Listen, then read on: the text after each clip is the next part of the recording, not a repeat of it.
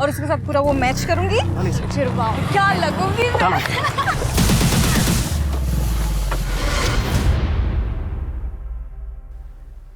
नमस्कार, मैं रेणुका शाह ने क्राइम पेट्रोल सतर्क में आप सबका स्वागत करती हूँ। सोशल मीडिया के दौर में एक खास किस्म के अपराधी वर्ग ने जन्म लिया है, जो सुनसान जगहों पर लड़कियों और औरतों पर हमला करके उनके आपत्तिजनक वीडियोस बनाते हैं। ऐसे वीडियो इतने ज्यादा घिनौने और हिंसक होते हैं कि सूचना माध्यमों पर जंगल में आग की तरह फैल जाते हैं। पिछले कुछ सालों में ऐसे कई वीडियोस सोशल मीडिया पर वायरल भी हुए हैं, लेकिन एक समाज के तौर पर हमारे लिए ज्यादा चिंताजनक बात यह है कि हमारे आसपास ही ऐसे विकृत लोग भी रहते हैं जो इन वीडियोस के कंज्यूमर हैं, और ये कंज्यूमर कब खुद क्रिमिनल बन जाए किसी को नहीं पता होता।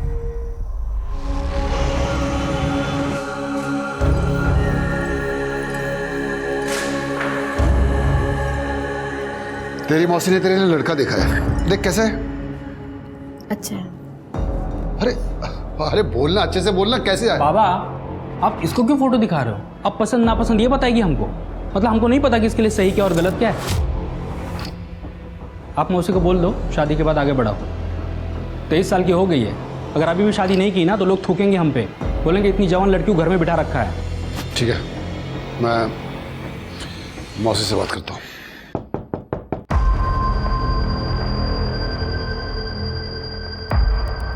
अंकल, मैं यहाँ से मिलने आई हूँ।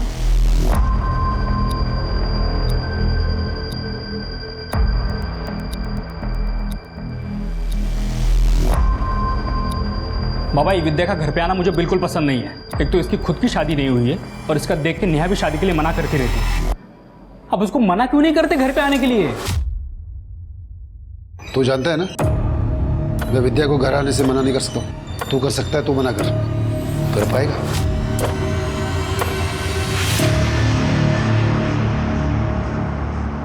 देख नेहा, शादी के लिए हाँ बोलने से पहले एक बार अपने पापा और भाई से बात कर।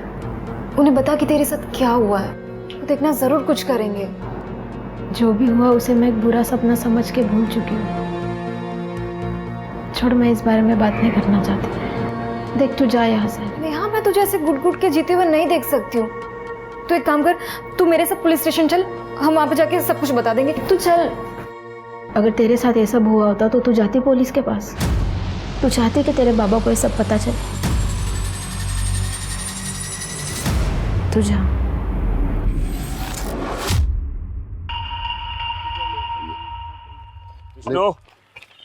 अरे हाँ सर। 3 बार इस पाइपलाइन प्रोजेक्ट की डेडलाइन पहले ही बढ़ चुकी है और तुम्हारी लेबर की स्पीड को देख के तो लग रहा है चौथी बार होने वाला है। अरे सुनील सर, इस बार डेडलाइन नहीं बढ़ेगी, आप निश्चिंत रहो, काम टाइम से पूरा हो जाएगा।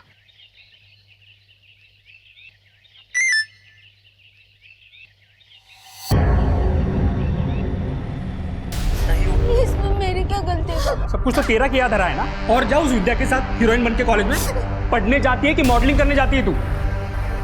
उसका तो कुछ नहीं हुआ, लेकिन हमारी नाक कट गई। अब तो पता चल गया ना आप लोगों को। अब क्या करेंगे आप? या आप लोगों का सिर्फ मुझ पे जोर चलता है? पीछे तोड़ कैसे चलते थे? मुंह बंद रख। आज के बाद कॉलेज आना जाना सब बंद। मोबाइल दे, मोबाइल दे, मोबाइल दे।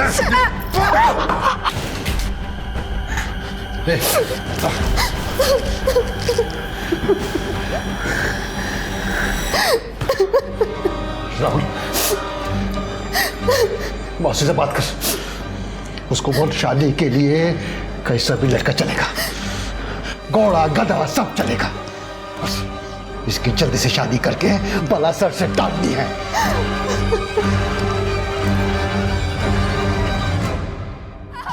का ही फालतूगिरी। अब क्या पुलिस हर जगह रहेगी? काय झालं स्मिता? किसका गुस्सा मोबाईल पे निकाल रही है? करडे हा पहा व्हिडिओ। अरे ही मुलं काय करतायत? मुळगाव नाशिक वन वैभव, अरे तो अशोकनगर के पीछे है। हो सर, नक्की हे बघा, ये अशोकनगर के पीछे है सर, मुळगाव नाशिक। ये लड़कों ने मास्क पहना है कि नंबर प्लेट शायद जानबूझ के छुपाई है। ये असॉल्ट वीडियो पूरे प्लानिंग के साथ वायरल किया गया है। सर, आई थिंक हमें इस वीडियो को इन्वेस्टिगेट करना चाहिए। लेकिन सर अभी तक इस वीडियो के खिलाफ किसी ने कोई कंप्लेंट वगैरह फाइल नहीं की है। तो कंप्लेंट नहीं की तो क्या हुआ? सेंसिटिव मैटर है, इन्वेस्टिगेट तो करना होगा ना हमें। शायद उन लड़कियों को बहुत तकलीफ हुई होगी, डर के मारे नहीं आए कोई सामने। कर दे हो सर। सो मोटो केस फाइल करो तुम्हारे नाम से सर। और शिरकियों को उस एरिया में लेके जाओ, पता करो लड़कियों के बारे में। हो सर। और किस आईपी एड्रेस से ये वीडियो वायरल हुआ है पता करो। सर चलिए। मूलगांव नासिक वन वैभव, कड़े जगह तो यही है और काफ़ी सुनसान भी लग रही है। इसी का फ़ायदा उठा के उन वीडियो वाली लड़कियों को टारगेट किया गया था। सर इधर थोड़ी दूरी पे एक मार्केट है, उधर चल के पता चलेगा।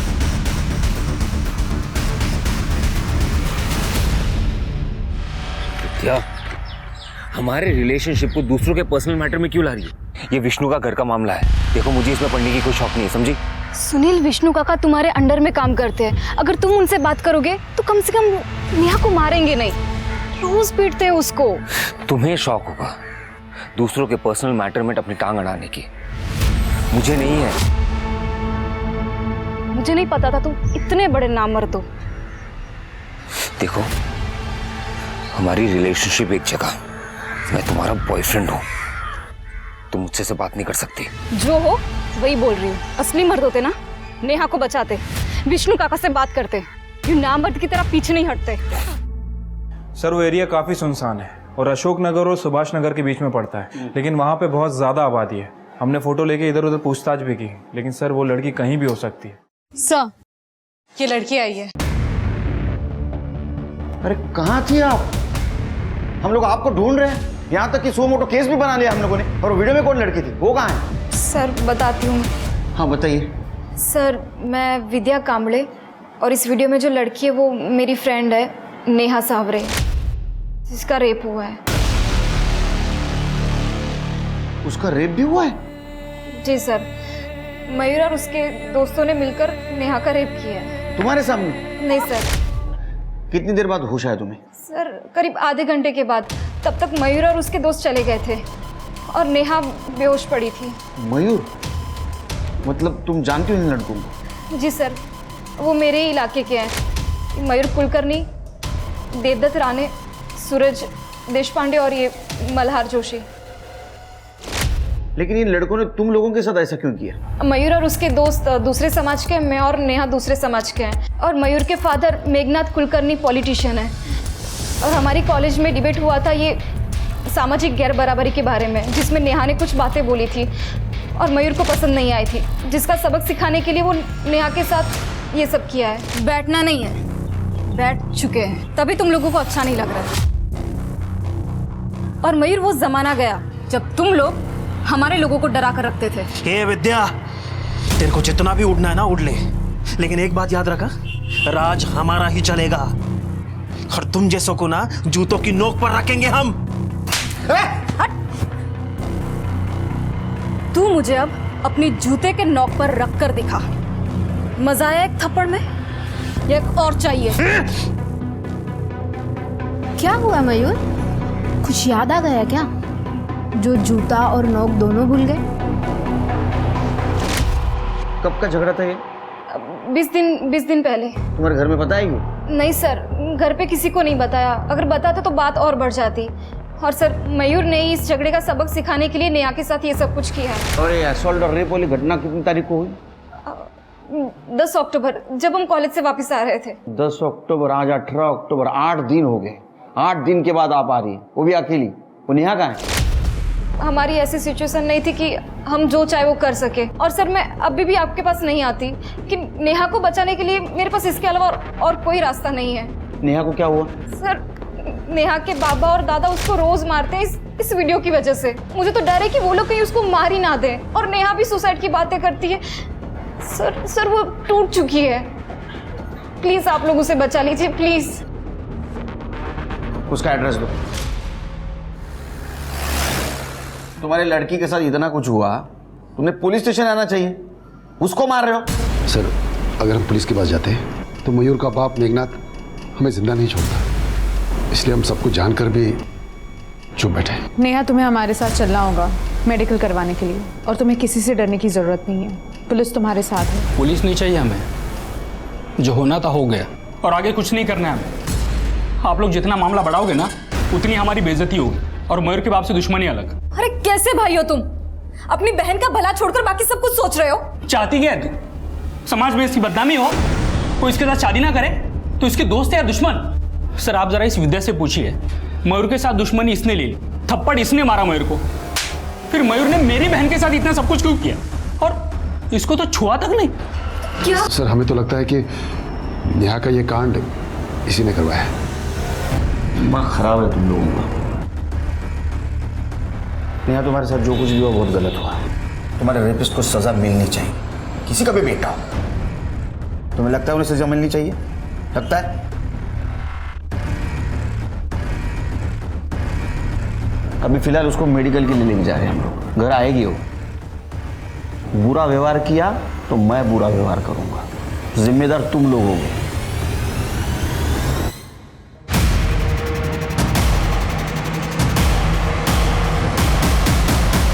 क्या कर रहे हो सर? इंस्पेक्टर, ये माझे समर्थक है, मेरे बच्चे को ऐसे नहीं ले जाने देंगे। पुलिस के काम में दखल अंदाजी देने का मतलब पता है ना तुमको? अब भी पुलिस फोर्स बुलाऊंगा, सबके सब जेल में जाओगे। चलो ऑटो पीछे। अरे हट।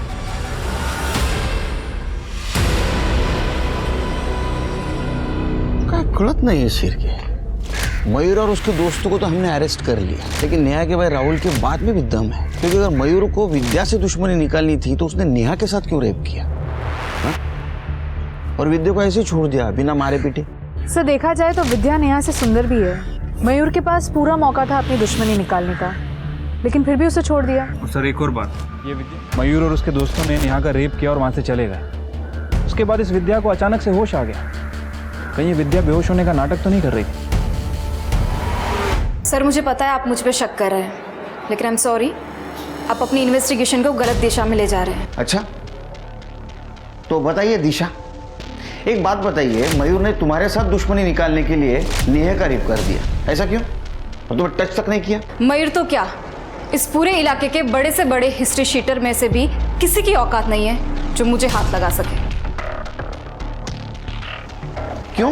क्योंकि मैं बाड़ा कांबड़े की बेटी हूँ। बाड़ा कांबड़े मतलब वो पुराना हिस्ट्री शीटर जो भी पॉलिटिक्स में है?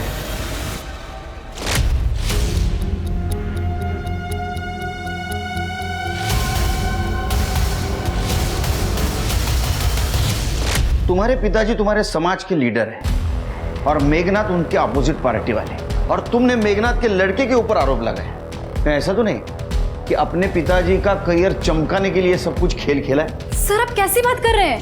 नेहा मेरी फ्रेंड है, मैं अपने फायदे के लिए इतना नहीं गिर सकती हूँ।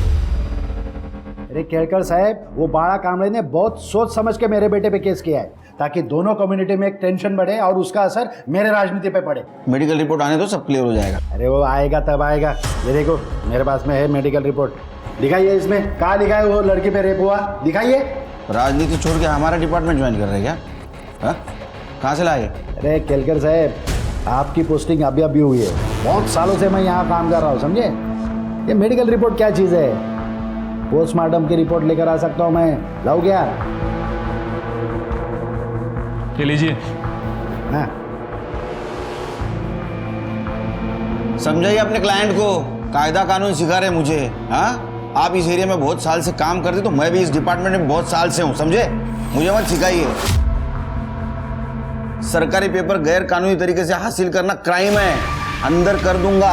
अरे पहचानते नहीं आप? अंदर कर दूंगा। पाटिल साहब थांबा, सॉरी केलकर साहब, क्या है कि बेटे को लेकर थोड़ा इमोशनल हो गए। खिसट ठेवा इमोशंस, समझे?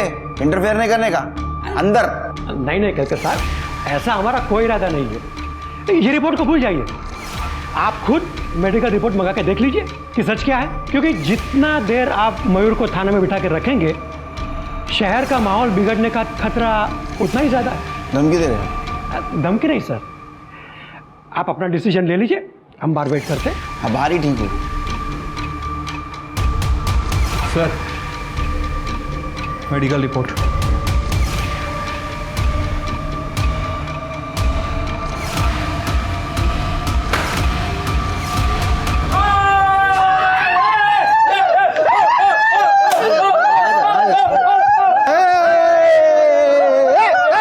सर भले ही नेहा की मेडिकल रिपोर्ट में कुछ क्लियर नहीं आया है, लेकिन हमारे पास नेहा का मोलेस्टेशन वीडियो, ये लोगों ने तो मेडिकल रिपोर्ट्स को भी गैरकानूनी तरीके से एक्सेस किया है। कुछ नहीं कर सकेंगे इनका हम लोग, और कोर्ट में क्या प्रूव करोगे? हाँ, एक उम्मीद थी मेडिकल रिपोर्ट की, उसमें भी कुछ नहीं आया। ऐसा हाफ कुक पॉलिटिकल केस आगे नहीं बढ़ सकता। मयूर क्या रे? हाँ, पुलिस से तो तू बच गया, लेकिन क्या मैं नहीं जानती कि तूने अपने दोस्तों के साथ मिलकर नेहा का रेप किया है? मेरी बात याद रखना, नेहा को तो मैं जस्टिस दिलाकर ही रहूंगी, फिर चाहे मुझे अपने पापा की मदद क्यों ना लेनी पड़े। ए विद्या, संभल के रहा मेरे साथ, नहीं तो ऐसा काट के फेंक दूंगा ना, जिंदगी भर तेरा बाप तेरे को ढूंढता फिरेगा। मयूर, क्या कर रहा है मयूर? हाथ उठा। चुप बेटा, तुम्हें यहाँ नहीं आना चाहिए था। आपकी वजह से पुलिस से बच गया, और आप मुझे बता रहे कि मुझे क्या करना चाहिए? तुम रुको यहाँ पे, तुम्हारे पापा को मैं यहाँ बुला लेता हूँ। बाड़ा,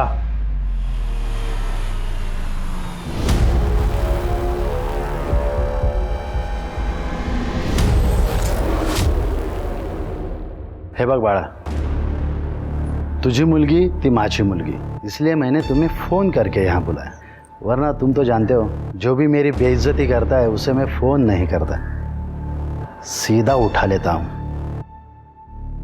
और तुम्हारी बच्ची ने वही किया है। समझो तो मिथिला, बेटर रहेगा तुम्हारे लिए। वैसे भी मेरे बेटे ने कुछ किया भी होगा तो तुम्हारे बेटी के साथ में थोड़ी किया है, ये क्यों बात आगे बढ़ा रही है? बघतोय येतोय। विद्या चल।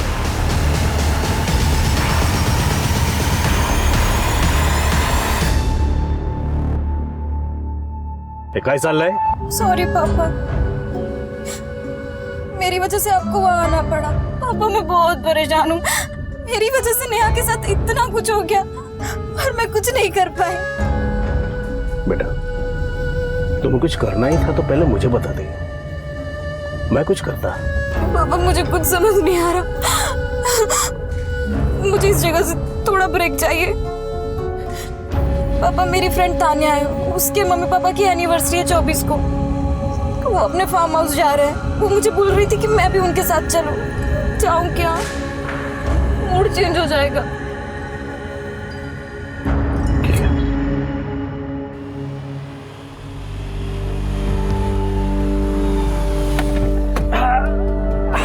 Wow, what a amazing place है ना।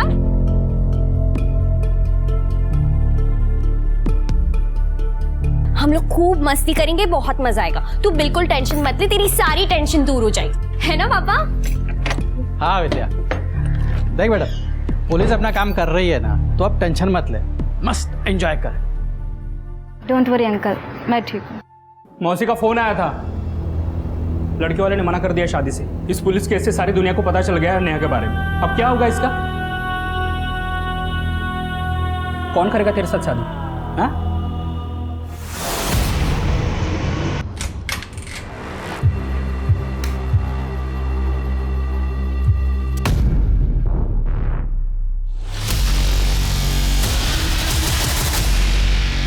भले ही एक बच्चे का बाप है ये लड़का, पर कौन शादी करेगा इस नेहा से? हाँ, इससे तो शादी करना ही पड़ेगा नेहा को। रुको, मैं बात करके आता हूं।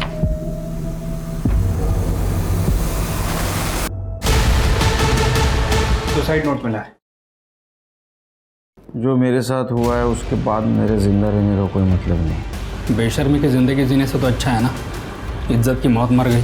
मैं तुम्हें कहा था, इसके साथ कुछ बुरा हुआ तो उसके जिम्मेदार तुम दोनों रहोगे। ठीक है, अबेंडेंट ऑफ सुसाइड का केस दर्ज दोनों पर। चलो।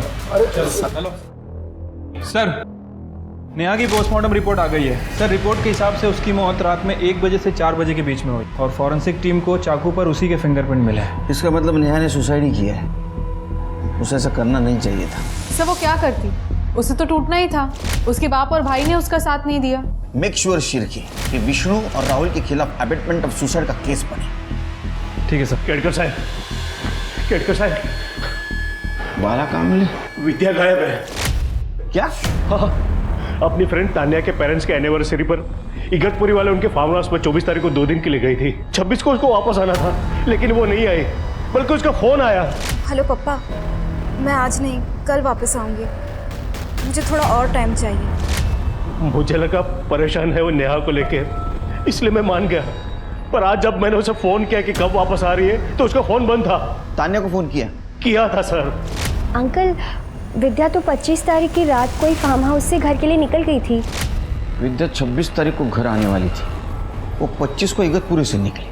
आज 27 तारीख, लेकिन अभी तक घर नहीं आई। हाँ सर, मैंने तान्या के पापा से भी बात की, उनका भी यही कहना है। हो बड़ा बहू, विद्या तो 25 तारीख को किसी को कुछ बताया बगैर फार्म हाउस से निकल गई थी। विद्या कहाँ गई? प्लीज आप उसे ढूंढिए, प्लीज। तृप्ति, तान्या का एड्रेस लेना। चलिए। कमाल है शिरके, ये नेहा का सुसाइड केस सॉल्व नहीं हुआ अभी तक, विद्या गायब हो गई। तुम एक काम करो, तृप्ति को बोलो राहुल और विष्णु से बात कर, और तुम मयूर और उसके दोस्तों से बात करो। विद्या की दोनों फैमिली से अनबन चल रही थी, सीरियस मैटर हो सकता है। ठीक है सर। सर 24 तारीख को मॉम डैड की एनिवर्सरी थी, हम लोग ने साथ में सेलिब्रेट किया था। तब विद्या बहुत खुश थी, सब कुछ ठीक था उसके साथ।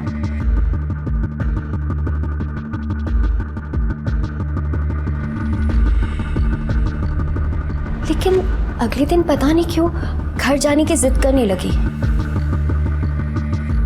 तान्या, मुझे घर जाना है। पर अभी क्यों? अचानक क्यों जाना है? बस मुझे घर जाना है, चाहे फिर मुझे खुद से क्यों ना जाना पड़े। सर उसे अकेले कैसे जाने दे सकते थे? जिम्मेदारी थी हमारी वो, और कहा कि हम सब साथ में निकलेंगे अगले दिन। और वो मान भी गई थी, रूम में मेरे साथ ही सोई थी। लेकिन जब मैं सुबह उठी वो जा चुकी थी। मैंने उसे फ़ोन किया पर उसने मेरा फ़ोन नहीं उठाया। फिर उसका टेक्स्ट मैसेज आया कि मैं घर पहुंच गई हूँ।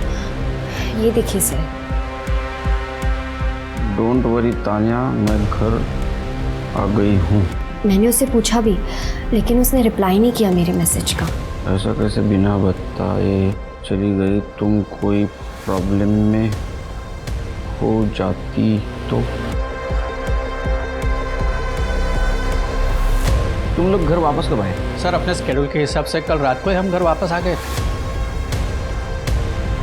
ठीक है, जरूरत पड़ी तो फिर से आऊंगा। मैं अपने रूम में जा रही हूँ। सुमिता, मुझे तुमसे कुछ बात। मैडम, हमको क्या पता विद्या कहाँ गायब है? हम लोगों को तो आपने जेल में डाल रखा है। तुम यहाँ आने से पहले विद्या गायब है। तो क्या विद्या के गायब होने का मुकदमा भी आप हम पे चलाएंगे? बिल्कुल, क्योंकि नेहा के साथ जो कुछ भी हुआ उसको जिम्मेदार तुम विद्या को मान रहे थे ना? विद्या जिम्मेदार थी सर। जिम्मेदार तुम हो। सर हम सच कह रहे हैं, विद्या के गायब होने में हमारा कोई हाथ नहीं है। फालतू में और एक केस में हमको मत फंसाइए सर, हम रिक्वेस्ट करते हैं आपसे। सर कुछ भी हो जाए आप सीधे मेरे घर पर ही आ जाते हो, मैं क्यों गायब करूंगा विद्या को? एक काम करा ना इंस्पेक्टर, और एक सो मोटो केस हम पर डाल दीजिए और अरेस्ट कर लीजिए हम दोनों को। वैसे भी यही एक ही काम है जो आप लोग ठीक से करते हो। नेहा के रेप और सुसाइड केस को लेकर पुलिस पहले से ही दबाव में थी और अब विद्या गायब हो गई थी। विद्या नेहा के असॉल्ट केस की आई विटनेस थी और एक पावरफुल नेता बाला कामड़े की बेटी भी। मयूर और उसके दोस्तों के साथ नेहा के पिता विष्णु और भाई राहुल की एलिबाई क्रॉस चेक की गई। विद्या के सीडीआर निकाले गए, जिससे विद्या द्वारा अपने पिता बाला कामड़े को की गई कॉल और उसकी दोस्त तान्या को किया गया टेक्स्ट मैसेज सही पाया गया। सीडीआर के जरिए ही पुलिस ने उस कैब ड्राइवर को भी ट्रैक कर लिया जिसने विद्या को 25 तारीख की रात फार्म हाउस से पिक किया था और कैब ड्राइवर पुलिस को वहां लेके गया जहां उसने विद्या को ड्रॉप किया था। सर इसी घर पे ड्रॉप किया था वो लड़की को।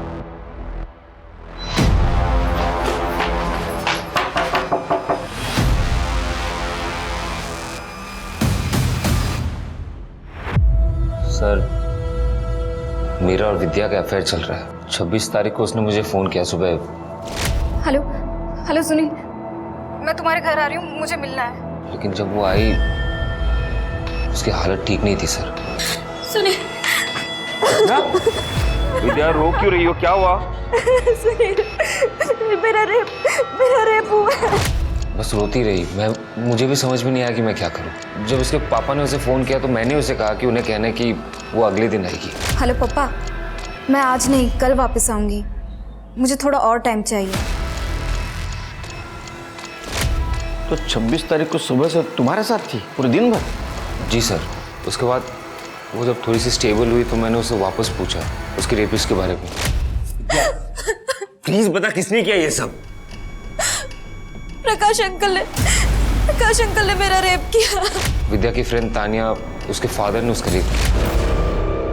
सर ये बताकर वो वापस रोने लगी। रोते रोते सो गई। मुझे भी नींद आ गई तो मैं भी सो गया। लेकिन 27 सुबह जब मैं उठा तब विद्या घर पे नहीं थी। ये सब तुम्हें पता था, तुमने पुलिस को क्यों नहीं बोला? सर विद्या के फादर के बारे में तो आपको पता ही है। अगर उन्हें हम दोनों के बारे में पता चल जाता तो फिर मार के चौड़ाई पे लटका देते सर। अरे कुछ नहीं करेगा वो, डरो मत। क्या बकवास कर रहे हैं सर? विद्या के बॉयफ्रेंड ने बताया और आपने उसके बातों पे भरोसा कर लिया? हम किसी की बातों पे भरोसा नहीं कर रहे, हम सिर्फ फैक्ट्स को इवैल्यूएट कर रहे हैं। सर फैक्ट यही है कि उस दिन विद्या मेरे फार्म हाउस से निकलकर सुनील के पास गई थी और वहां से वो गायब हो गई। अब मुझसे पूछने के बजाय आप उससे पूछिए कि उसने विद्या का किया क्या है। और सर उस दिन फार्म हाउस में मैं अकेला नहीं था, मेरी बीबी और मेरी बेटी भी साथ थी। हमें क्या पता था सर कि वो मेरे पति पर इतना गंदा इल्जाम लगाएगी। पहले ये मालूम होता था तो उसे हम लेकर ही नहीं जाते। भलाई करने गए थे, बुराई हो गई। नहीं मम्मी, विद्या ने कुछ नहीं कहा है, उसके बॉयफ्रेंड ने कहा है। गप्पा बस तू, तेरी वजह से ये सब कुछ हुआ है। तुझे ही बहुत पड़ी थी ना उसकी तबीयत ठीक नहीं है, डिप्रेशन में है बेचारी। अरे तेरे पापा पर गंदा इल्जाम लगाया उसने। सुनील और प्रकाश में से कौन सच बोल रहा है विद्या ही बता सकती है। मैं सुनील के बयान को क्रॉस वेरीफाई करता हूँ सर। और सर मैं प्रकाश और सुनील दोनों के कॉल डेटा रिकॉर्ड्स निकलवाती हूँ, शायद उससे कुछ पता चला। सर सिटी हॉस्पिटल से फोन आया था, उनके यहाँ कुछ लोग एक लड़की को लेके आए, पुलिस केस है।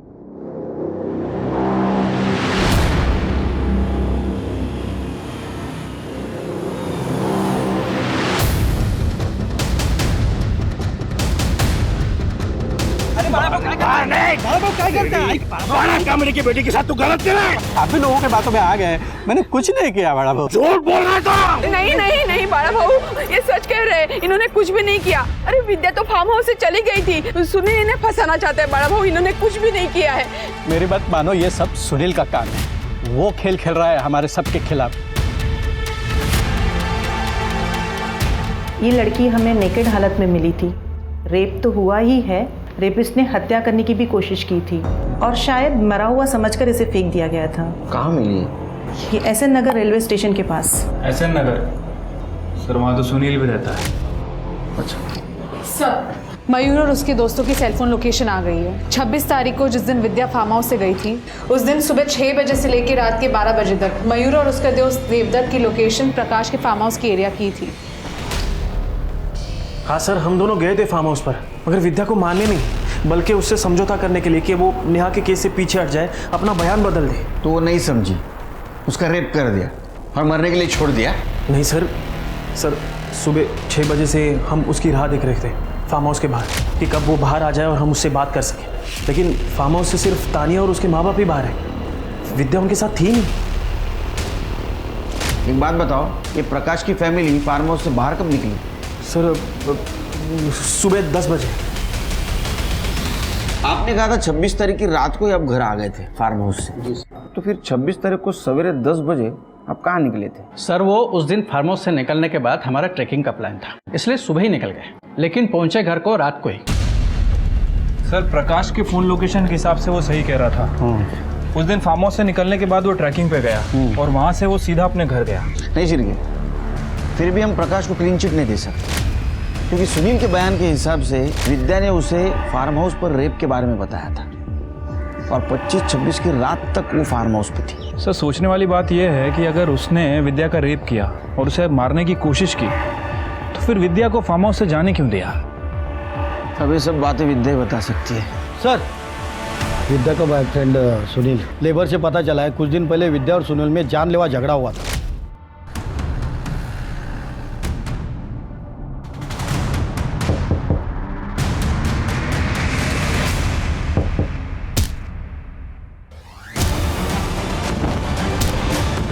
सुनील, किसने किया है?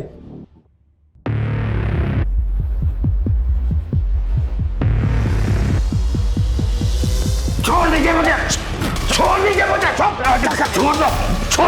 छोड़ दीजिए मुझे, कहीं तो छोड़ दो, मार डालूंगा उसे।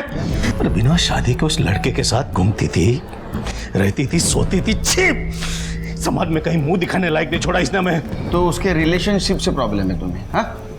इसलिए उसको मारने की कोशिश की? बड़ा कामड़े कोशिश नहीं करता, जो काम करता है पूरा करता है। अगर मुझे पहले ही पता होता ना इसके अफेयर के बारे में, तो आज आप हॉस्पिटल में नहीं, स्मशान में मिलते उसे। सर, विद्या चाहती थी कि मैं नेहा के फादर से बात करूं, नेहा को लेकर, लेकिन मैं बात नहीं करना चाहता था। इसी वजह से हम दोनों के बीच में गर्मा गर्मी हो गई। थोड़ी सी गर्मा गर्मी हो गई, उसमें तूने गला दबा दिया। थोड़ा सा दिमाग गर्म हो गया था, इसलिए जो भी हुआ, लेकिन मेरा कोई इंटेंशन नहीं था सर। अब विद्या के साथ तूने जो कुछ भी किया है ना, वो खुद विद्या बताएगी हमें होश में आने के बाद।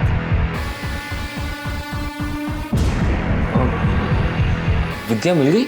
हाँ, तुम क्यों चौंक गए? फिर से मारने का ट्राई करना है? देखो तुम्हारे साथ एक क्या हुआ है, कैसा हुआ है, ये कहानियां बहुत सुन चुके हैं हम लोग अभी, लेकिन ये इस कहानी में कौन सी सच्ची कहानी है सिर्फ तुम्हें मालूम है। किसने किया है सब तुम्हारे साथ? प्रकाश अंकल ने मेरा रेप किया जब वो नशे में थे। अंकल बेटा मुझे माफ कर, माफ कर, तो बहुत बहुत बड़ी गलती हो गई मुझसे। कल मैं नशे में था। बेटा किसी को मत बताना प्लीज। विद्या, बेटा इन्हें माफ कर दे, इनसे बहुत बड़ी गलती हो गई है। तू हमारे बेटी जैसी है। मुझे कुछ समझ में नहीं आ रहा था कि मैं क्या करूं। आखिर वो तान्या के पापा थे। तुम हमारे पास क्यों नहीं आई? अपने घर क्यों नहीं गई? सुनील के पास क्यों गई? सुनील के पास तो मैं इसलिए गई थी क्योंकि मैं ये बात किसी को नहीं बता सकती थी, पर सर उसने मुझे ऐसा धोखा दिया जिसके बारे में मैं कभी नहीं सोच सकती थी। मुझे कुछ समझ में नहीं आ रहा था कि मैं क्या करूं, इसलिए मैं सबसे पहले तुम्हारे पास आई। सुनील,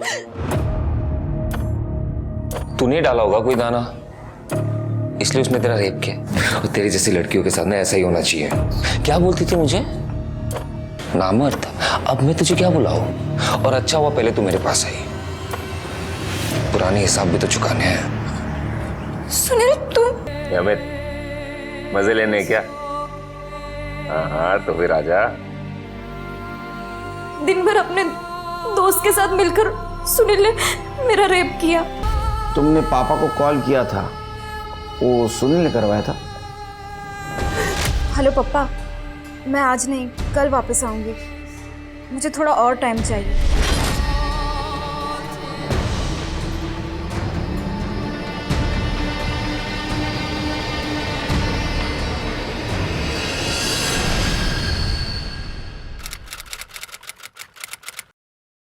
ये सुनील, प्रकाश और अमित, इनके खिलाफ चार्जशीट दाखिल करो। इन तीनों को मुझे जल्द से जल्द कोर्ट में देखना है। ठीक है सर। सर, विद्या की डेड बॉडी मिली है, उसके घर के सामने वाले पार्क में। झालं समाधान? हाँ? मारून टाकलं ना मुलीला? नहीं सर, मैंने अपनी बेटी को नहीं मारा है। चुप, पहले भी ट्राई किया था ना आपने उसका मर्डर का। अभी वो वापस आए तो उसको मार दिया, पार्क में फेंक दी उसकी बॉडी, ताकि हम लोगों को लगे किसी और ने मारा है। मैं सच कह रहा हूँ, मैंने अपनी बेटी को नहीं मारा है। अरे विद्या यहाँ आई कैसे वो भी मुझे नहीं पता। मैं तो उसे खाना और दवाई देके अपने रूम में चला गया था। फिर कब विद्या घर से बाहर निकली पता ही नहीं चला। लोगों ने हंगामा मचाया तब पता चला मुझे। सीसीटीवी है घर में? सर ये विद्या तो अकेली घर से बाहर जा रही है, मतलब इसके पापा सही कह रहे थे। सर मैंने पार्क के एंट्री गेट की सीसीटीवी फुटेज चेक की, रात को विद्या के अलावा पार्क में और कोई नहीं गया था। ऐसा हो सकता है कि किलर पार्क में पहले से हो या किसी दूसरे साइड से वो पार्क में आया होगा। एक काम करो, आसपास जितने भी घर है वहाँ का सीसीटीवी फुटेज कलेक्ट करो और शिर के विद्या के कॉल डिटेल्स चेक करो। अगर वो किसी को मिलने गई थी तो उसको किसी का कॉल, टेक्स्ट मैसेज जरूर आया होगा। विद्या के घर आने के बाद उसे बहुत सारे नंबर से कॉल आए थे उसका हालचाल पूछने के लिए, लेकिन सर एक नंबर ऐसा है जो थोड़ा खटक रहा है। 10 बजे कॉल करने के बाद इस नंबर की फ़ोन की लोकेशन 12 बजे विद्या के घर के बाहर पार की है। सर आपका अंदाज़ा सही था, पार्क के पास के घर के सीसीटीवी फुटेज में हमें हमारा पॉसिबल किलर बाउंड्री जंप करते हुए दिखाई दिया है।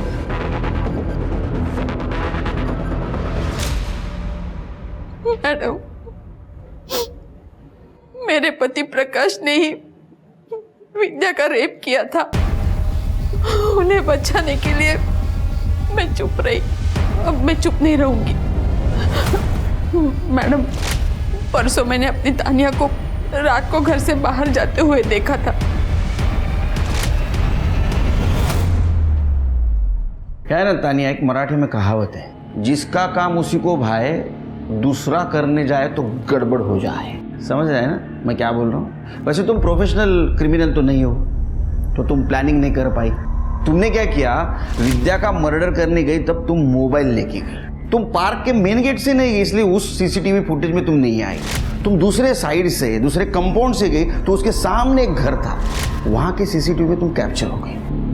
और तुम्हारे माँ ने भी बयान दिया है कि रात को तुम घर से बाहर निकली थी। तो अब बताओ, क्यों मारा, कैसे मारा, किस लिए मारा? सर, मेरे पापा मेरे हीरो हैं और वो विद्या, वो उन्हें फंसाना चाहती थी। पहले तो खूब चिपक चिपक कर डांस किया मेरे पापा के साथ, और जब पापा से नशे में गलती हो गई तो वो उन्हें फांसी पर लटका देना चाहती थी। पापा ने जबकि उससे माफी भी मांगी थी, लेकिन उसने नहीं सुनी। इसलिए मैं उससे बदला लेना चाहती थी और मैंने उसे कॉल किया था आग में आने के लिए। छी तान्या, मैं तो तुम्हारे पापा को अपने पापा की तरह समझती थी। तुम इतना गंदा सोच भी कैसे सकती हो? विद्या, ज्यादा भोली बनने की कोशिश मत कर। तुझे जो समझना है समझ तान्या। मैं बस इतना जानती हूँ, तुम्हारे पापा ने मेरा रेप किया है और मैं उनको सजा दिला कर ही रहूंगी। वो मेरे पापा हैं। तुम्हारे पापा ने विद्या के साथ बहुत गलत किया और तुमने उस गलत का साथ दिया, तुमने सच्चाई का साथ नहीं दिया। ये सोचो कि विद्या की जगह अगर तुम होती तो ऐसा ही करती। अब सड़ो बाप बेटी जेल में। आज फिर एक बोरिंग सा दिन शुरू हुआ था। मैं अपनी उलझने लिए फिर से निकली थी, लेकिन रेत पे लिखे नामों की तरह मैं हवा हो गई, हमेशा हमेशा के लिए खो गई।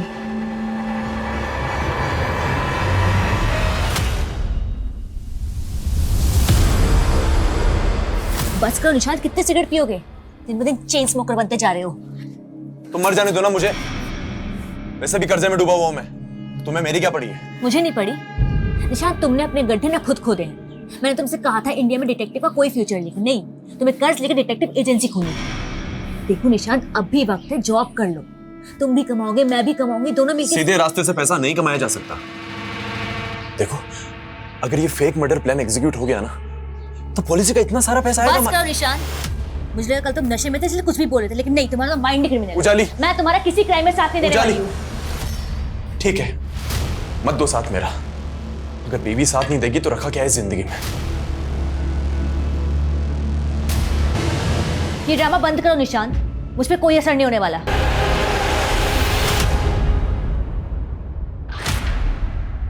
नमस्कार, मैं रेणुका शाह ने क्राइम पेट्रोल सतर्क में आप सबका स्वागत करती हूँ। जिंदगी के जो रंग हैं वो रंग भी तभी दिखते हैं जब हम रोशनी में होते हैं। अंधेरों में तो हमें अपना साया भी नजर नहीं आता। ये घटना उन अंधेरों की है जो इंसानी सोच को गुनाह की काली पट्टी से ढक देती है। अच्छे विचारों के उजाले वहशी जुनूनियत से रौन दिए जाते हैं और हंसती खेलती जिंदगी खौफ से भर जाती है। ये वहशियत का ऐसा सिलसिला है जो गुजरते वक्त के साथ साथ एक विकराल रूप लेता जा रहा था और गुनहगार ऐसे रूप में था जिसकी बुरी परछाई जिस पे भी पड़ती वो तबाह हो जाता, बर्बाद हो जाता।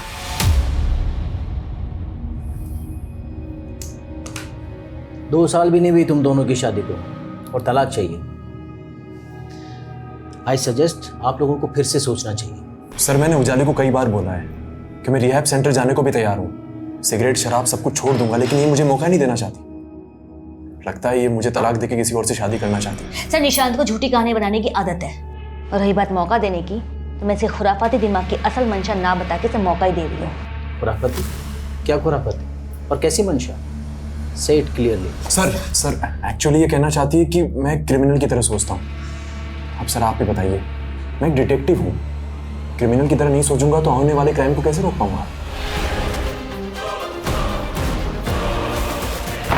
आना, आना, open the door. Dad,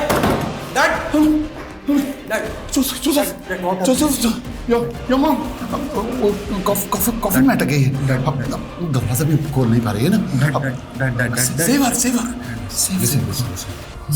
आपने मेडिसिन लिया? मेडिसिन लिया? ये देखिए, डोर बाहर से बंद है डैड। डैड प्लीज, बाहर से बंद, please. Relax, relax. Dad. Coffin कहाँ है? और तुम्हारी मॉम? डैड, आई नो कि आप मॉम को बहुत मिस करते हैं, लेकिन डैड मॉम 4 साल पहले मर चुकी है। She is no more.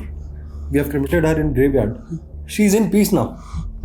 No, वो कॉफिन में तड़प रही है। Dad relax, relax. मैं वापस लेकर आऊंगा उसे। मैं वापस लेकर आऊंगा। रिलैक्स, बैठिए। मैं वापस लेकर आऊंगा। डैड,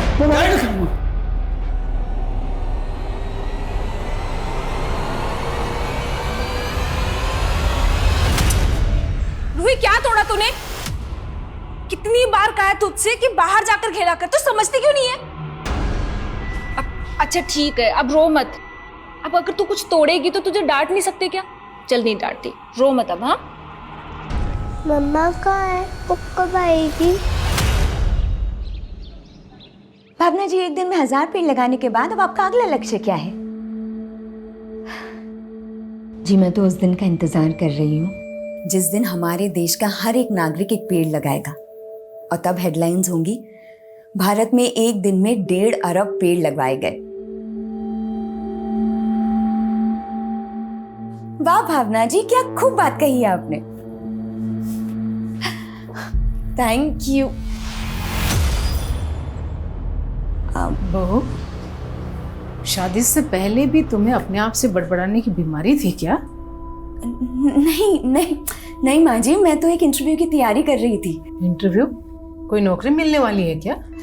अरे माँ, ये नौकरी का इंटरव्यू नहीं, भावना की उपलब्धि का इंटरव्यू होगा। और देखना, मेरी बीवी इसी तरह हमारे घर का नाम रोशन करेगी। आकाश, एक इम्पोर्टेंट कॉल है। हाँ, प्लीज प्लीज। मैं अभी आती हूँ। हाय, हाउ आर यू?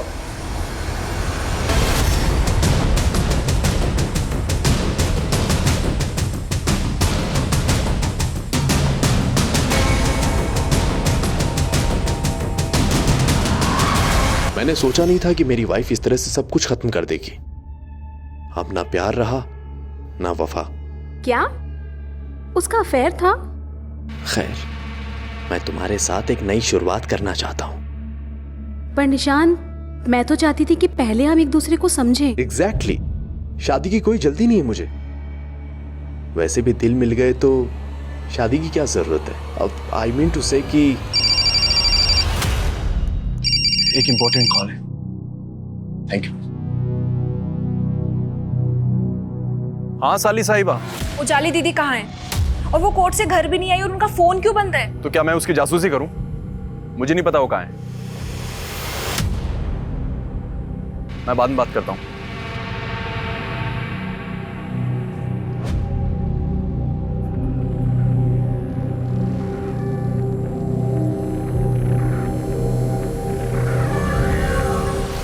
रूही, मुझे ना ऑफिस के लिए निकलना है।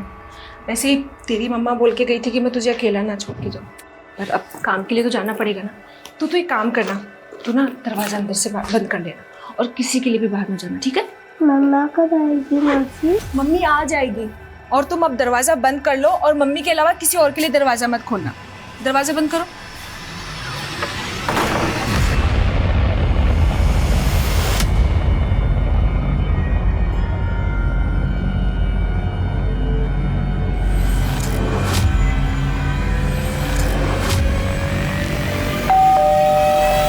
दोस्तों, आज हम हमारी जिंदगी के स्पेशल रिश्तों के बारे में बात कर रहे हैं। जैसे मेरा स्पेशल रिश्ता मेरी बहन से है, वैसे ही आप मुझे कॉल करके बताइए कि आपकी जिंदगी का स्पेशल रिश्ता कौन सा है। और तब तक के लिए आपकी दोस्त आरजे नियति की तरफ से ये प्यार भरा गीत। So stay tune and enjoy the song.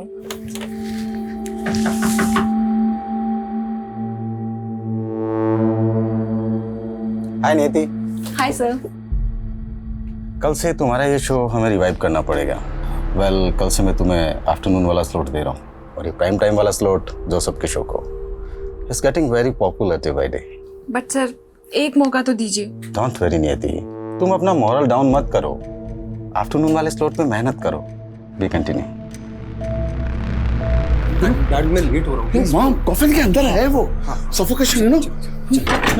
चल अंदर चल। तो वहाँ जाना है ना। हाँ बैठिए बैठिए ओके बैठिए रिलैक्स ठीक है।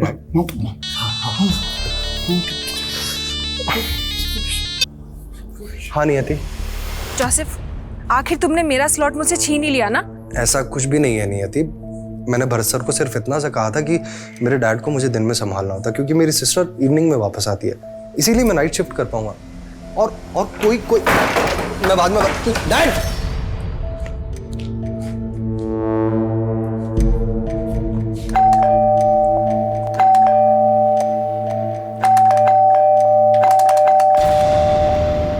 रूही रूही रूही रूही रूही रूही रूही कहाँ हो? रूही रूही रूही क्या हुआ रूही?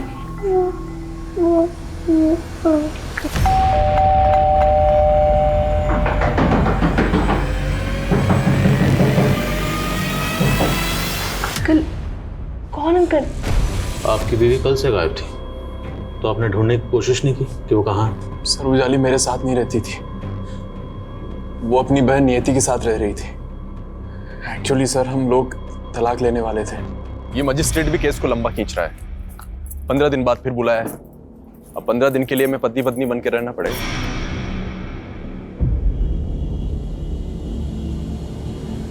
हाँ नवीन।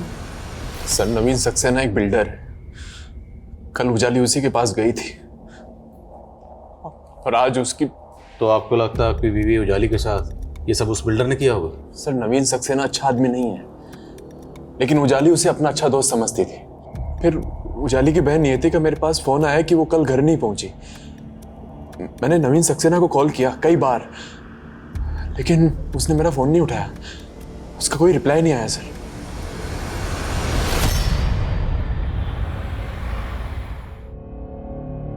ये लीजिए।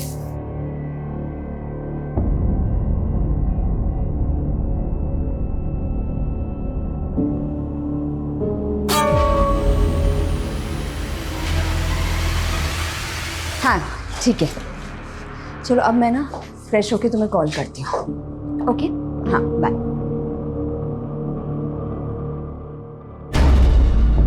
एक मिनट।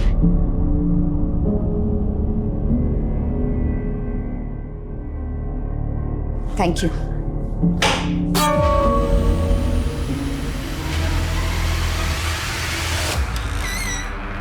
तू समझ नहीं रहा है बेटा, कहीं ये इंटरव्यू एक बहाना हो और वो किसी लड़के से मिलने गई हो। नहीं तो तुझे वो अपने साथ दिल्ली क्यों नहीं लेके गई? माँ आपका ना दिमाग खराब हो गया है। अरे भावना ऐसी नहीं है।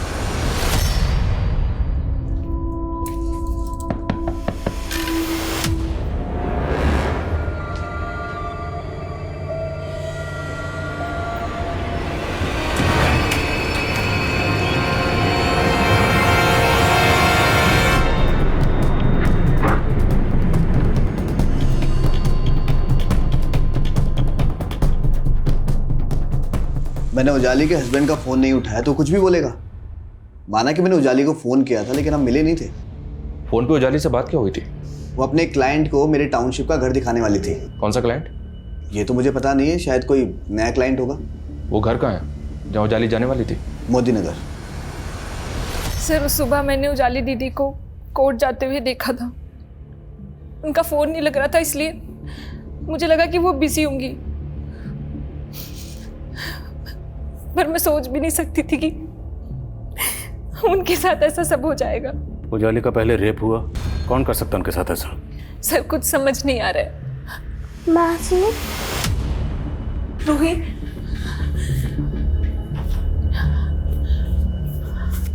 मम्मा कहाँ है मासी?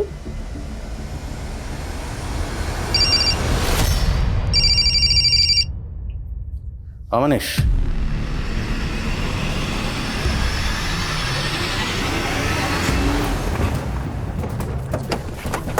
सक्सेना ने बताया था कि उस दिन ओझाली अपने साथ एक क्लाइंट को लेकर यही घर दिखाने आई थी और उसकी लाश इस घर से तकरीबन आधा किलोमीटर दूर मिली थी।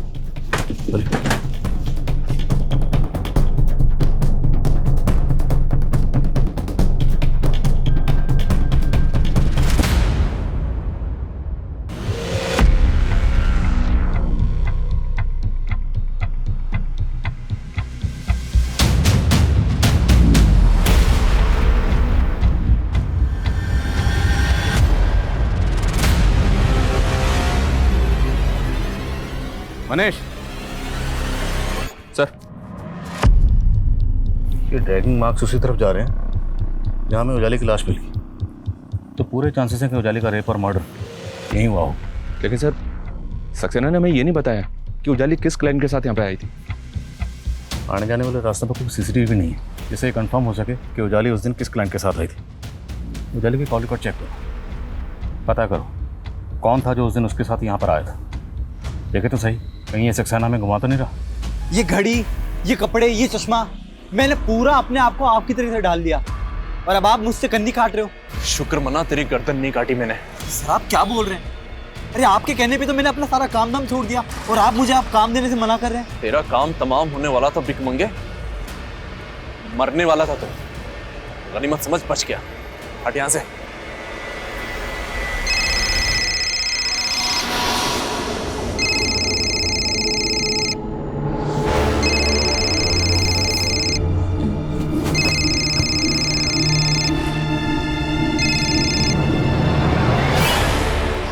हेलो। हेलो, हाँ भावना, कहाँ हो तुम? सुबह से शाम हो गई और अब जाकर तुम मेरा फोन उठा रही हो। शाम कुछ भी। हाँ हाँ शाम। अब तक तुम्हारा इंटरव्यू चल रहा है क्या? ओह गॉड, अरे हाँ, मुझे तो इंटरव्यू देने जाना है ना आज। और ये क्या शाम शाम बोल के मजाक कर रहे हो? मैं मजाक नहीं कर रहा हूँ भावना, शाम के 5 बज रहे हैं।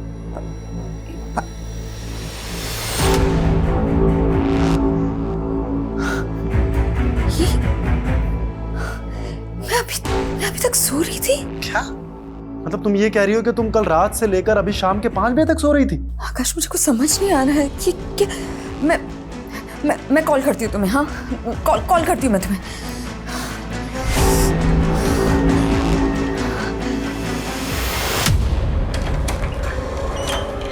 मैम पानी। हाँ, रख दीजिए।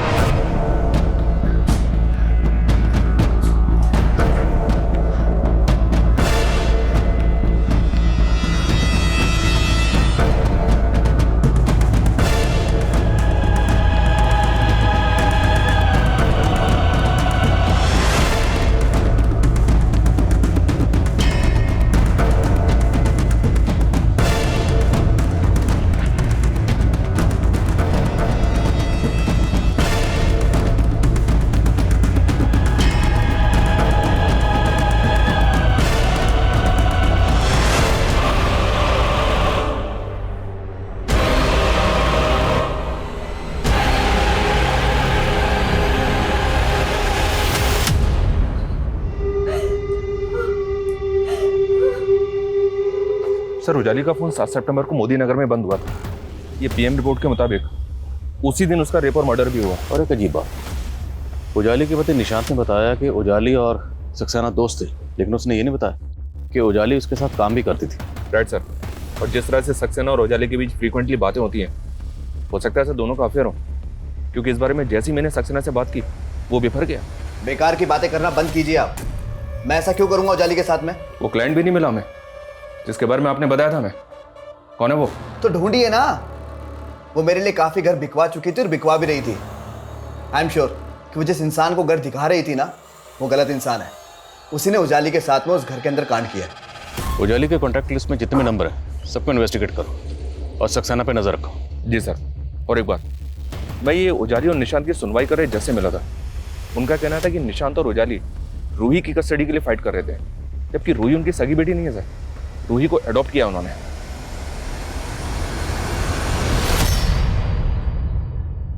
पापा, मेरी दोनों माँ मुझे छोड़ के चली गई। बी स्ट्रॉन्ग बेटा, मैं तुम्हें माँ की कमी कभी महसूस नहीं होने दूंगा। क्यों? फिर से शादी कर रहे हैं क्या आप? नियति छोटी बच्ची, इसके सामने सोच समझ के बोला करो। कहाँ लेकर जा रहे हैं आप इसे? अपने साथ लेके जा रहा हूँ। ये कहीं नहीं जाएगी। क्यों नहीं जा सकती? मेरी बेटी है ये। आप ना ये ड्रामा बंद कीजिए और आप निकलिए यहाँ से। और रूही, सर, ये मेरी पत्नी भावना है। ये 3 सितंबर को दिल्ली आई थी। 4 सितंबर को इसका इंटरव्यू था। कैसा इंटरव्यू? सर ये नहीं पता, क्योंकि जिस होटल में वो ठहरी थी वहां उसके साथ रेप हो गया। रेप? आपकी बीवी के साथ? किसने किया? सर उसने फोन पे बताया था कि किसी होटल वाले ने उसके साथ। नहीं आकाश, मैं नहीं छोड़ूंगी, नहीं छोड़ूंगी मैं पुलिस के पास जा रही हूँ। नहीं, मेरी बात सुनो भावना, तुम वहां अकेली हो। अरे वहां किसी ने कुछ तुम्हारे साथ नहीं। भावना मेरी बात सुनो, तुम एक काम करो, फटाफट वहां से चेकआउट करके जयपुर आ जाओ। लेकिन सर वो लौट कर आए ही नहीं। सर मुझे तो लगता है कि किसी होटल वाले ने उसके साथ। सर मैं मानता हूं कि मैं और उजाली रूही की कस्टडी के लिए कोर्ट में केस लड़ रहे थे, लेकिन क्या बोलो?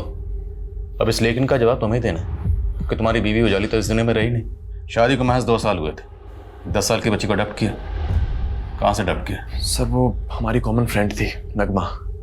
रूही उसी की बेटी है, बचपन से जानते हैं उसे। हाथी राजा कहाँ चले, सूंड हिलाकर कहाँ चले, मेरे घर भी आओ ना, हलवा पूरी खाओ ना। सर एक्चुअली नगमा ने अपने बॉयफ्रेंड से धोखा खाया था। उसने बिना शादी के रूही को जन्म दिया, फिर अचानक से वो 1 साल पहले गायब हो गई थी। हम दोस्तों ने जाकर कलानगर थाने में मिसिंग कंप्लेंट भी लिखवाई थी।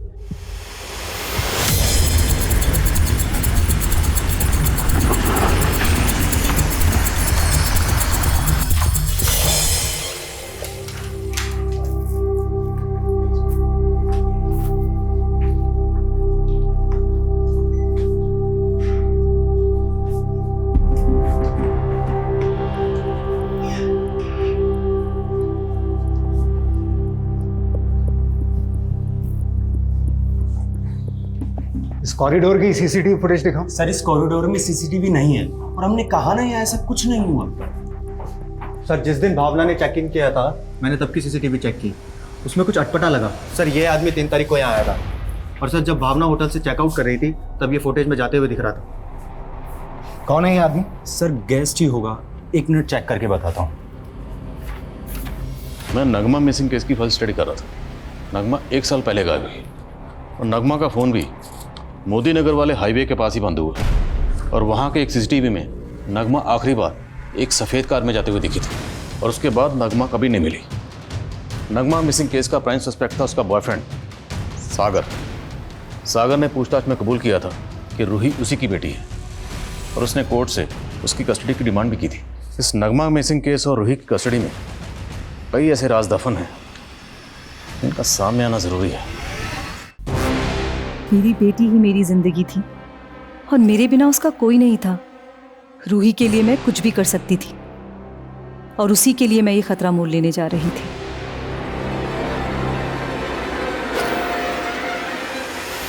ए, कौन हो? पकड़ो उसे।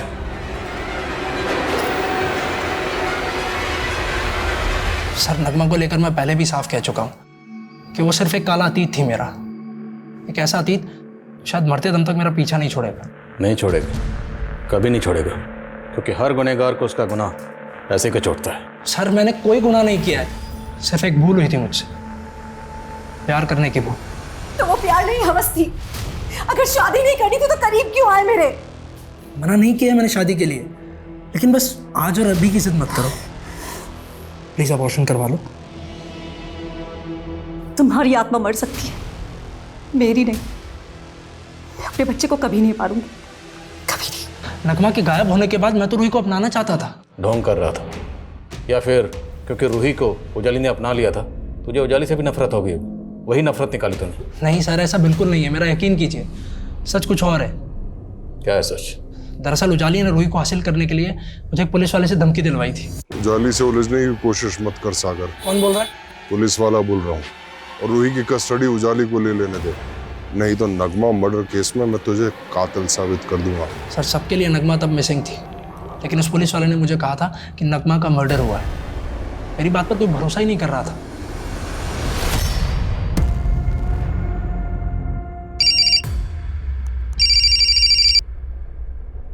हेलो, कौन? अगर चाहते हो ये फोटोज मीडिया में ना जाए तो मुझे 1.5 करोड़ दे दो। कौन बोल रहा है? तेरा बाप पैसे का इंतजाम करता है या फिर? मैं पैसे देने के लिए तैयार हूँ, पर कहाँ आना है, किधर आना है, ये बता दीजिए। डिवोर्सी होते हुए मैंने तुमसे शादी के लिए इसलिए हाँ कहा था क्योंकि तुमने कहा था कि तुम्हारा कोई बच्चा नहीं है, और अब तुम कह रहे हो कि तुम्हारी 10 साल की बेटी है। स्वाति, मैंने उसे पैदा नहीं किया, लेकिन पालना पड़ेगा कुछ टाइम के लिए। तुम मेरे तो एक काम करो, कोई और माँ ढूंढ लो उसके लिए।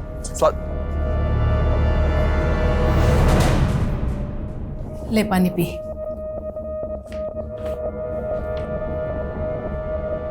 ये रेप वेप की कहानी सब नाटक है बेटा, पक्का वो किसी लड़की के साथ भाग गई।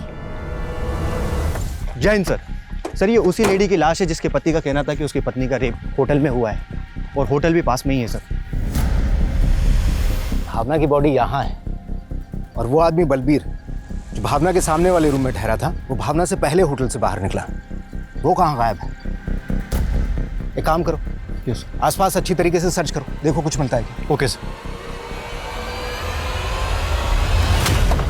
अरे आइए ना सर, ये नियति की पड़ोसी है, और इनका कहना है कि एक आदमी अक्सर नियति से यहाँ लड़ाई किया करता था। कौन था वो आदमी? सर मैं उस आदमी को तो नहीं जानती, लेकिन वो शक्ल से गुंडा लगता था सर। कहाँ है वो? अरे कहाँ घुस जा रहे हो? कहाँ है वो? बुलाओ उसको। कौन चाहिए? नियति। वो घर पे नहीं, जो बात करनी मुझसे करो। उसको बोलना अगर मेरा पैसा टाइम पे नहीं मिला ना तो अगली बार बात करने नहीं आऊंगा ऐसे। इस तेरी बेटी है ना, इसको उठा के लेके जाऊंगा अब मैं, समझी? निकल यहाँ से, निकल यहाँ से। बताता हूँ मैं तेरे को, साली धक्का मारती है। सर आप किस आदमी की बात कर रहे हैं? उजाली दीदी ने तो मुझे ऐसे किसी आदमी के बारे में नहीं बताया था। आपकी पड़ोसन का कहना है कि वो आदमी आपके लिए यहाँ पर आया था और रूही को उठाने की बात कर रहा था, और आप कह रही हैं कि आपको ऐसे किसी आदमी के बारे में कुछ नहीं पता। सर मैंने बताया ना आप लोगों को, ऐसा कुछ हुआ ही नहीं था।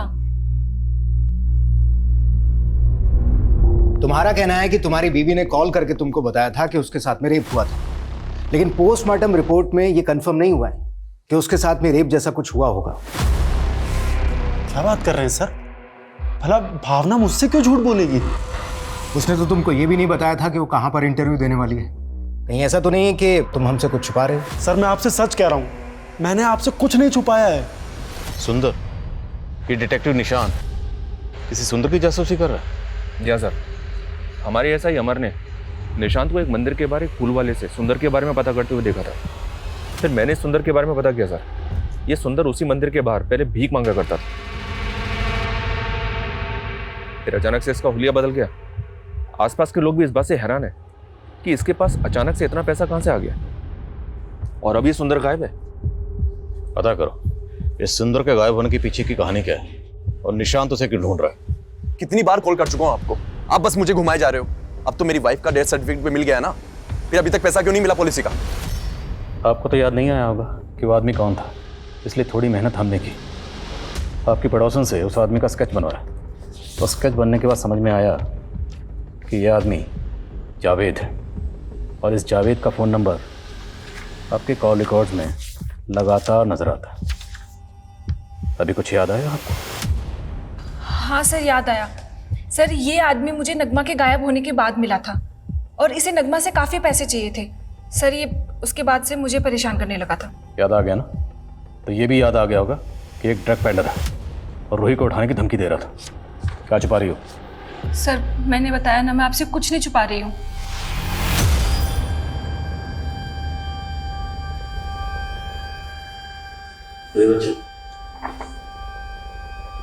इस बार से देखा, क्या ये वही है जिसे आपने अपनी मम्मी नगमा के साथ देखा था?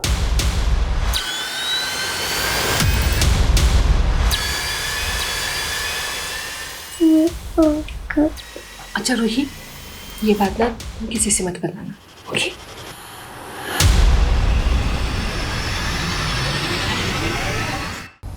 सर, भावना को दिल्ली बुलाने का आइडिया उजाली का ही था।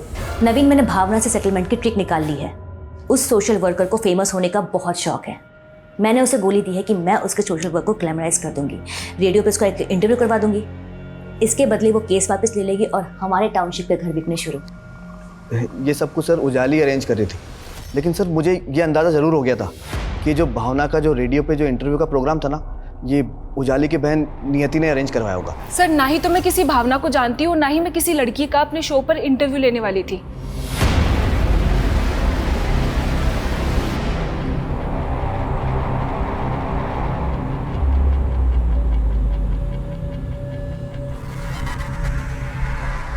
सर, पिछले 3 साल में 7 और ऐसी लड़कियों के रेप और मर्डर केसेस मिले हैं जो नियति, नगमा और भरत के फ्रेंड्स और रिलेटिव से जुड़े हैं। एक पुलिस वाले की भी हिस्ट्री मिली है सर, जो फरीदाबाद में एक फीमेल यूथ लीडर की सिक्योरिटी में तैनात है।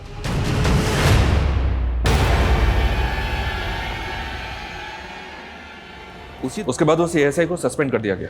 है कौन ये एएसआई? घाट घाट का पानी पिया तूने जोसेफ।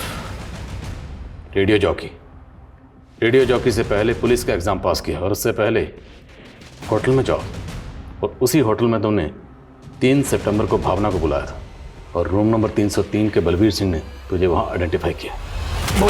मार लो और मार लो। मेरी मॉम भी मुझे ऐसे ही मारा करती थी, क्योंकि 16 की उम्र में मैंने सिगरेट पीना शुरू कर दिया था और 22 का होते ही ड्रग्स।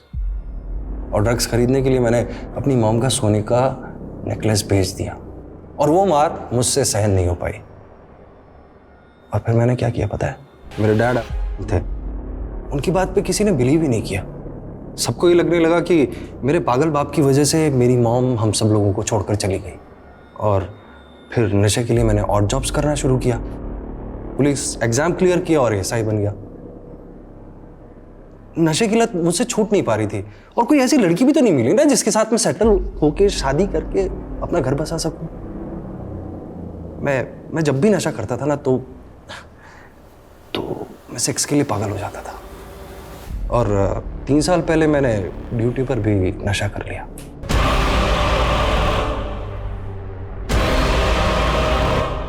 और अपने सीनियर्स से कहा कि अपोजिशन पार्टी वालों ने उसे रेप करके उसका मर्डर कर दिया है। मेरा बयान तो ले लिया गया, लेकिन कुछ दिनों बाद मुझे सस्पेंड कर दिया। और फिर नियति की सिफारिश से मैं रेडियो जॉकी बन गया। जब भी कोई लड़की मेरी नज़र में आती ना तो मैं उसके साथ सेक्स करता और उसे फिर मारकर फेंक देता। तो ज़्यादातर अपने दोस्तों की जान पहचान की लड़कियों को अपना टारगेट बनाता था, ऐसा क्यों? ऐसी लड़कियों को टारगेट करके ले जाना बड़ा आसान होता है ना, लेकिन नगमा से मैं बहुत प्यार करता था, उसके साथ शादी करना चाहता था, लेकिन उसने मेरा प्रपोजल रिफ्यूज कर दिया। फिर मैंने उसे नौकरी दिलाने के बहाने बुलाया और उजाली को भी मैं बहुत पसंद करता था और रूही की कस्टडी दिलवाने के लिए मैंने सागर को धमकी भी दी थी। उजाली बहुत इम्प्रेस हो गई थी मुझसे, लेकिन जब तक मैं उस पर हाथ मारता उसी बीच उसने मुझसे कहा कि भावना को एक फेक कमिटमेंट दे दो कि तुम रेडियो में उसका एक इंटरव्यू करवाओगे।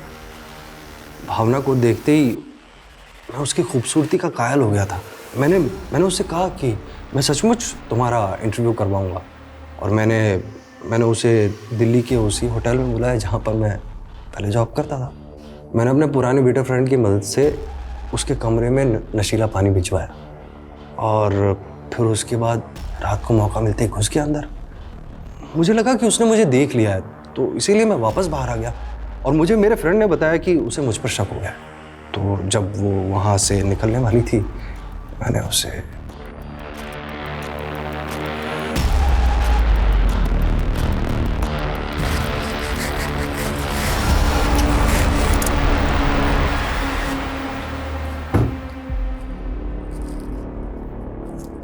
जोसेफ, ये कहाँ लिया?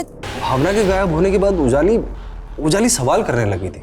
मैंने उससे कहा मिलकर बात करते हैं, मैंने उसे मोदी नगर वाले पुराने घर पर बुलाया, लेकिन वो तो मुझ पर शक करने लग गई। फिर क्या था, मैंने उजाली के साथ भी अपने मंसूबे पूरे कर लिए।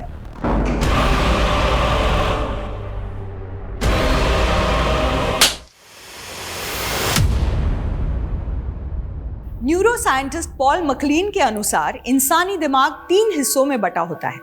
पहला नियोकॉर्टेक्स ब्रेन जो तर्क वितर्क करता है, दूसरा लिम्बिक ब्रेन जो इंसानी भावनाओं को कंट्रोल करता है, और तीसरा रेप्टिलियन ब्रेन जो फिजिकल प्लेजर की तरफ भागता है। ऐसा माना जाता है ड्रग्स का अधिक सेवन रेप्टिलियन ब्रेन को सक्रिय कर देता है।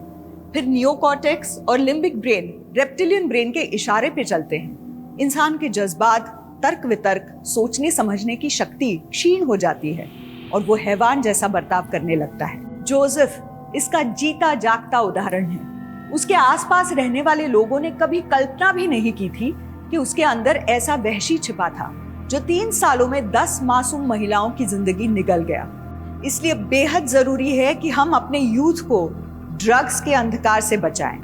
डार्कनेस, डिस्ट्रक्शन, डेवस्टेशन, ड्रग्स यही अंजाम देते हैं। इसी चेतावनी के साथ अब मैं रेणुका शाह ने आपसे विदा लेती हूँ। हम फिर मिलेंगे ऐसी एक कहानी के साथ जो रखेगी आपको सतर्क और जिंदगी को सुरक्षित।